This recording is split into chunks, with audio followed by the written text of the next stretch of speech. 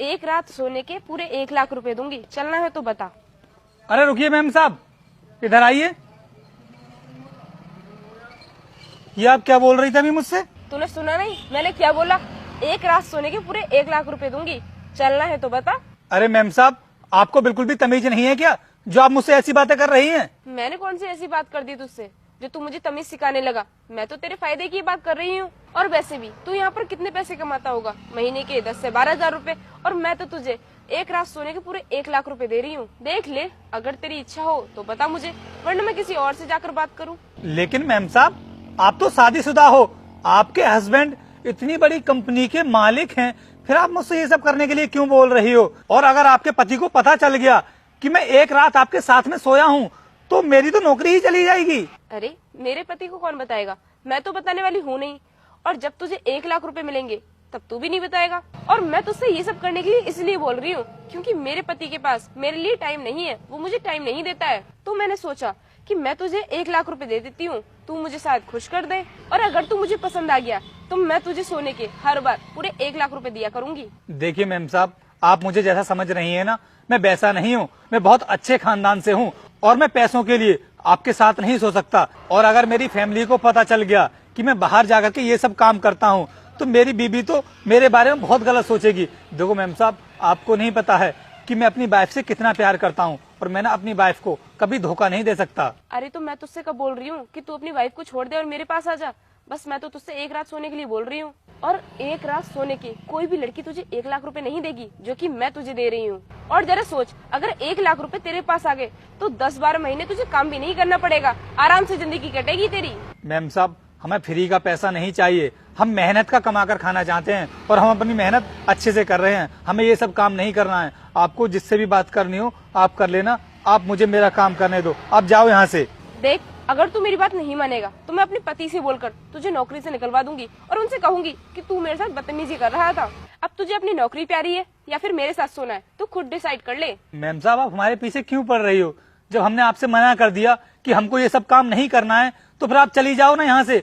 आप हमें नौकरी से निकालने की धमकी क्यों दे रही हो? मैं तुझे कोई धमकी नहीं दे रही हूँ, बल्कि तुझे समझा रही हूँ कि मान ले मेरी बात, इसमें तेरा ही फायदा है। मुझे लगता है आप ऐसे नहीं मानोगी। आप क्या साहब को बताओगी? मैं खुद साहब को फोन करके यहाँ पर बुला लेता हूँ और आपकी सच्चाई के बारे में बता देता हूँ। हेलो, नमस्ते साहब। साहब, हमें ना आपसे कुछ बात करनी है, आप जल्दी से अभी के अभी गेट पर आ जाइए। ठीक है साहब, आ रहे हैं साहब यहाँ पर। हम आपके बारे में ना सब कुछ बता देंगे उनको कि आप हमसे क्या बोल रही थी।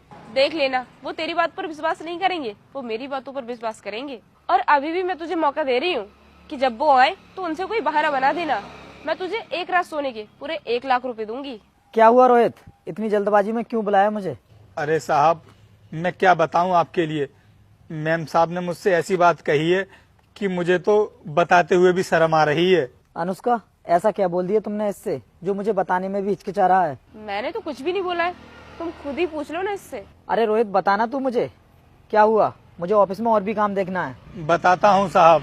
साहब, मैं अच्छे से अपनी ड्यूटी कर रहा था यहाँ पर खड़े होकर के, और तभी मैम साहब यहाँ से निकल कर जा रही थी तो मुझसे बोलने लगी कि तू मेरे साथ एक रात सो जा और उसके बदले में मैं तुझे पूरे 1 लाख रुपए दूंगी। लेकिन साहब, मैंने मैम साहब से मना कर दिया तो मैम साहब मुझे धमकाने लगी और कह रही थी कि अगर तू मेरे साथ ये सब नहीं करेगा ना तो मैं तेरे साहब से बोल करके तुझे नौकरी से निकलवा दूंगी। बस इसीलिए साहब मैंने आपको यहाँ पर बुलाया था। क्या कहा रोहित? मेरी वाइफ ने तुझसे ये सब बोला है? तुझे ना कोई गलतफहमी हुई है। मेरी वाइफ ना मुझसे बहुत प्यार करती है और वो किसी से ये सब बोल नहीं सकती। तू यहाँ गेट पर खड़े रहकर अपनी ड्यूटी कर, हम लोग चलते हैं। चलो अनुष्का। रुक जाइए साहब, अगर आपको मेरी बातों पर बिल्कुल विश्वास नहीं है ना तो मुझे यहाँ पर नौकरी करनी ही नहीं है। आज आप मैम साहब की बातों पर भरोसा कर रहे हैं, मेरी बातों पर भरोसा नहीं कर रहे हैं। किसी दिन मैम साहब ने मेरे ऊपर गलत आरोप लगा दिया और मुझे गलत आरोप में फंसा दिया तो मेरी तो जिंदगी ही बर्बाद हो जाएगी। इसलिए मैं ऐसी कंपनी में कभी काम नहीं करना चाहता जहाँ के मालिक मेरी बातों पर बिल्कुल भरोसा ही नहीं करते हो। साहब, मुझे काम नहीं करना है यहाँ पर, मैं जा रहा हूँ। रुक जा रोहित, तुझे नौकरी छोड़ने की कोई भी जरूरत नहीं है, क्योंकि तेरी मैम साहब ने तुझसे जो कुछ भी बोला है ना, मेरे कहने पर बोला था, और इसने तुझसे क्या क्या बोला है वो मुझे सब पता है। क्या साहब, आपने कहा था मैम साहब से ये सब बोलने के लिए? लेकिन क्यों? क्योंकि हमारी कंपनी में जो भी वर्कर नया आता है हम उसका इसी तरीके से टेस्ट लेते हैं। तो क्या आप लोग मेरा टेस्ट ले रहे थे? हाँ रोहित, हम तुम्हारा टेस्ट ले रहे थे और हम देखना चाहते थे कि तुम लड़कियों के बारे में क्या सोचते हो, तुम्हारा कैरेक्टर कैसा है। क्योंकि रोहित तुम्हें तो पता है हमारी कंपनी में बहुत सारी लड़कियां काम करने के लिए आती हैं, तो हम ये कभी नहीं चाहते कि वो लड़कियां अपने आप को अनसेफ फील करें, इसलिए हमें तुम्हारे साथ ये सब करना पड़ा। और रोहित अब हमें तुम्हारे ऊपर बिल्कुल भी डाउट नहीं है कि तुम हमारी कंपनी में कोई गंदी हरकत करोगे। साहब वो सब तो ठीक है, लेकिन मैम साहब ने मुझसे जो कुछ भी बोला था ना, वो सब सुन करके मैं तो डर ही गया था।